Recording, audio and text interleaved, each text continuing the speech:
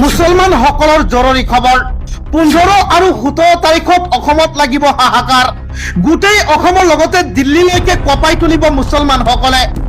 আপুনি এজন প্ৰকৃত মুছলমান যদি ভিডিঅ'টি এটা শ্বেয়াৰ কৰক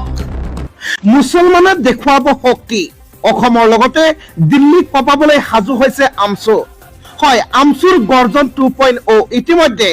আমছুৰ সভাপতি ৰেজাউল কৰিমৰ ডাঙৰ হুংকাৰ মুছলমানে ন্যায় নোপোৱা পৰ্যন্ত অসমৰ লগতে দিল্লীলৈকে কঁপাই তুলিব 15 তাৰিখটো মনত ৰাখক অসম চৰকাৰ গোটেই অসমৰ লগতে দিল্লী কঁপাই তুলিব জনাইছো সবিশেষ ভিডিঅ'টি এটা লাইক কৰিব লগতে প্ৰকৃত মুছলমান যদি ভিডিঅ'টি এটা শ্বেয়াৰ কৰি দিব মুছলমানে দেখুৱাব শক্তি হয় ইতিমধ্যে ওলাই আহিছে এক ডাঙৰ খবৰ জানিব পৰা গৈছে এক ডাঙৰ খবৰ ৰাজ্যৰ লগতে কঁপিব দিল্লী আমছুৰ গৰ্জন 2.0